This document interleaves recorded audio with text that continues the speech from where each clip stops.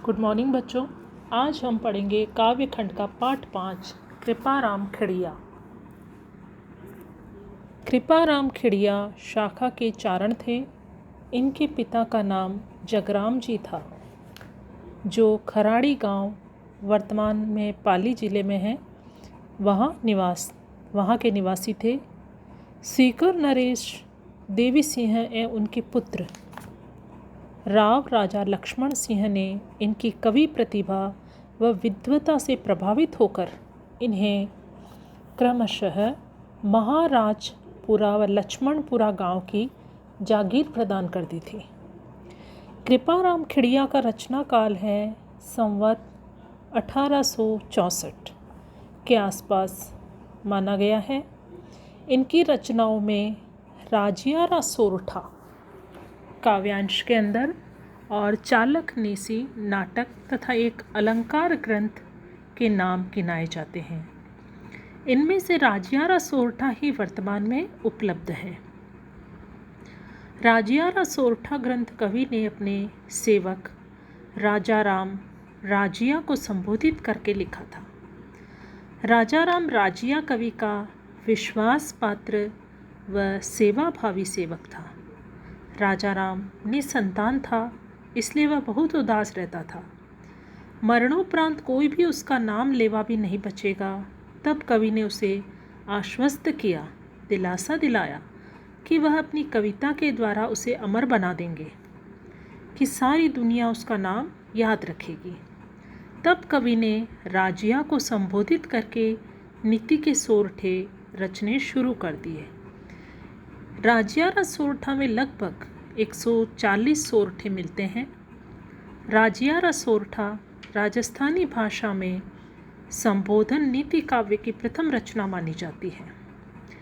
इसमें डिंगल भाषा का प्रयोग हुआ है।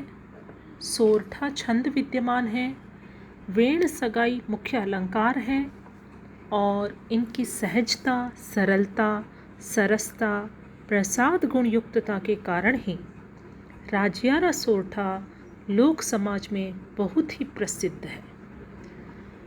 संकलित अंश में कवि ने हिम्मत एवं पराक्रम का महत्व, सदसंगति का लाभ, आपदा से पूर्व प्रबंधन के महत्व को पूर्ण रूप से स्पष्ट किया है और इनमें मानव जीवन में वाणी को सबसे ज़्यादा महत्वपूर्ण बताया है। वाणी को महत्वपूर्ण बताते हुए सोच समझकर और मधुर वचन बोलने का उपदेश दिया है। कवि के अनुसार एक आदर्श समाज में गुणों की पूजा होनी चाहिए। इन सोरठों में कवि की विद्वता, बहुज्ञता व अनुभव की व्यापकता प्रकट होती है। तो इसमें कुल 15 सोरठे दिए हुए हैं। पहला सोरठा ध्यान से सुने। गुण अवगुण जिण गांव सुने न कोई सांभळे, उण नगरी विच नाव रोही आछी राजिया। प्रस्तुत सोरठे में कवि गुण और अवगुण पर ध्यान देने की बात कही है। कवि कहता है कि जिस गांव में सुने यानी सुनता है, सांभळे यानी समझता है, अच्छा यानी अच्छी, तो कवि कहता है जिस गांव या समाज में कोई भी गुण और अवगुण पर ध्यान नहीं देता हो और ना ही उसे समझ पाता हो, उस गांव या उस समाज में रहने से तो निर्जन वन में रहना ही ज़्यादा अच्छा होगा। कहने का तात्पर्य यही है कि जिस गांव में और जिस समाज में कोई भी गुणों और अवगुणों पर ध्यान नहीं देता, वहाँ से हमको विलग हो जाना है, अलग हो जाना है, उनसे दूर हो जाना है। दूसरा सोरठा है। कारज सरे न कोय, बल पराक्रम हिम्मत बिना, हलकार्या की होय रंगा श्याला राजिया। कारज यानी कार्य, सरे यानी सफल होना, हलकार्या से तात्पर्य है ललकारने से, रंगा श्याला यानी सियार के लिए कहा गया है। रंगा सियार क्यों कहा है? कि जो सिर्फ अपने पराक्रम का ढोंग रचता है या अपने पराक्रम का दिखावा करता है, तो यहाँ उसके लिए बताया गया है। तो इस सोरठे में कवि कहता है कि जीवन में बिना बल और बिना पराक्रम के किसी भी कार्य में सफलता नहीं मिलती। जो रंगे सियार होते हैं, जो पराक्रम का ढोंग रचने वाले होते हैं, जो पराक्रम का दिखावा करने वाले होते हैं, उन्हें कितना भी ललकारो, कितना भी उकसाओ, वे सिर्फ और सिर्फ असफलता के भय से कभी भी आगे नहीं आएंगे। वो सिर्फ अपने पराक्रम का दिखावा करते हैं। तीसरा सोरठा है इसमें, मिले सिंह वन माह किण मिर्गा, मृगपत कियो, जोरावर अति चाह रहे, उरद गत राजिया। सिंह यानी सिंह के लिए कहा है, किण यानी किन, मिर्गा यानी पशुओं, और मृगपत यानी पशुओं का राजा। जोरावर से तात्पर्य है बलवान, जाह यानी अत्यंत, गत यानी गति। तो इस सोरठे में कवि कहता है कि सिंह यानी शेर को मृगपति अर्थात पशुओं का राजा कहा जाता है, किंतु पशुओं ने कभी मिलकर उसे राजा के रूप में स्वीकार नहीं किया है। वह तो अपने पराक्रम से पशुओं का राजा बना। बलवान प्राणी जहाँ भी रहता है ऊंचे स्थान पर सुशोभित रहता है। तो कहा यही गया है कि शेर को कभी भी सभी जंगल के पशुओं ने मिलकर उसको राजा का स्थान नहीं दिया, बल्कि वो राजा कैसे बना? वह अपने पराक्रम से। क्यों? क्योंकि वह बलवान है। तो इस सोरठे से हमें कवि यही समझाना चाहता है कि बलवान प्राणी जहाँ भी रहता है ऊंचे स्थान पर रहता है, ऊंचे स्थान को ही सुशोभित करता है।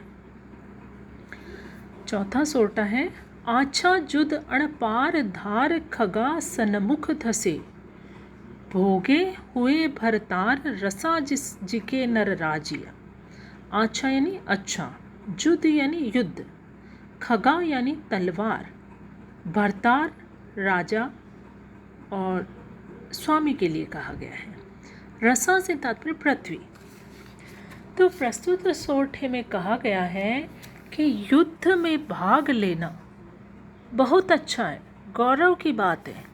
जब शूरवीर तलवारों की तीखी धार का सामना करते हुए आगे बढ़ता है, तभी वह पृथ्वी का स्वामी यानी कि राजा बनकर उसे भोगता है। लेकिन जब वह आगे नहीं बढ़ेगा तो वह उसका स्वामी कैसे बनेगा? तो चुनौतियों का साहस के साथ सामना करना, जो व्यक्ति इनका सामना कर सकता है वही व्यक्ति जीवन में उच्च स्थान को पाता है, उच्च स्थान पर विराजता है। जो चुनौतियों का साहस के साथ सामना करने से पहले ही डर जाता है वह कभी उच्च स्थान पर नहीं पहुंचता। पांचवा सोरठा है, इन्हीं सुअवदात कहणी सोच विचार कर, बेमोसर री बात रूढ़ी लगे ना राजिया। इन्हीं सुअवदात यानी कि अच्छी, इन्हीं से तात्पर्य इन्हीं, अवदात यानी हितकारी, कहनी यानी कहानी, बेमोसर से तात्पर्य असमय, रूढ़ी यानी अच्छी। तो इस सोरठे में कवि ने यह सीख दी है कि हमें सोच समझकर, सोच विचार कर बात कहनी चाहिए। तो अच्छी या हितकारी बात भी व्यक्ति को सोच विचार कर ही कहनी चाहिए, क्योंकि बिना समय और बिना अवसर का ध्यान रखे अगर वो बात कही जाती है तो वह सुनने वाले को अच्छी नहीं लगती। तो हमको समय, स्थान, अवसर इन सब का ध्यान रखते हुए सोच समझकर अच्छी बात, हितकारी बात किसी और के सम्मुख या किसी और के समक्ष प्रकट करनी चाहिए, अन्यथा उस बात का कुछ विपरीत अर्थ भी निकल सकता है। छठा आज का अंतिम पद है ये, पहली किया उपाव दव दुश्मन आमय डटे, प्रचंड हुआ विस्वाव रोभा खाले राजिया। पहली से तात्पर्य पहले ही, उपाव यानी उपाय, दव यानी दावानल, दुश्मन यानी दुश्मन शत्रु, आमय से तात्पर्य रोग, प्रचंड यानी बलवान, विश्वाव यानी संकट, रोभा यानी कष्ट, घाले यानी देता है। मनुष्य को हमेशा इसमें यही बताया है कि आग से, शत्रु से और रोग से, इन तीनों के उपाय पहले से ही कर लेना उचित बताया है। जैसा कि आपने देखा ही है, अभी कोरोना चल रहा है, तो कोरोना के अंतर्गत हम इसकी कोई वैक्सीन नहीं है, लेकिन हम अपने आप को सुरक्षित रखने के लिए अपनी कुछ घरेलू दवाइयाँ हैं, घरेलू इलाज है, जैसे कि काढ़ा वगैरह, वो हम पीते हैं कि नहीं। तो उसी प्रकार से ये कहा है कि आग से, शत्रु से, रोग से, इनका उपाय हमें पहले से ही कर लेना चाहिए, यही इसमें बताया गया है। मनुष्य को आग, शत्रु और रोग आदि संकटों से बचाव का उपाय पहले कर लेना चाहिए। जब संकट भयानक रूप ले लेता है तो वह हमें बहुत कष्ट देता है, यानी कि आरंभ में ही उसका उपाय कर ले। क्यों? क्योंकि आग जब बढ़ जाती है तो क्या होता है, जन धन का विनाश होता है। शत्रु को बलवान हो जाने का अवसर देना मूर्खता का प्रमाण बन जाता है। और इसी प्रकार रोग का आरंभ में उपचार करना, अगर हम रोग का आरंभ में उपचार नहीं करते हैं तो क्या होता है, वह प्राण घातक सिद्ध हो जाता है। तो बच्चों, 6 सोरठों का मैंने भावार्थ आपको बताया है, इसको आप 1-2 बार सुने और कवि परिचय जो मैं भेज रही हूँ उसको आप अपनी कॉपी में लिखें और इन 6 पदों को अच्छे से याद करने की कोशिश करें। अगले लेसन में हम बाकी बचे हुए सोरठे करेंगे और इसके प्रश्नोत्तर भी मैं तभी भेजूंगी। Thank you.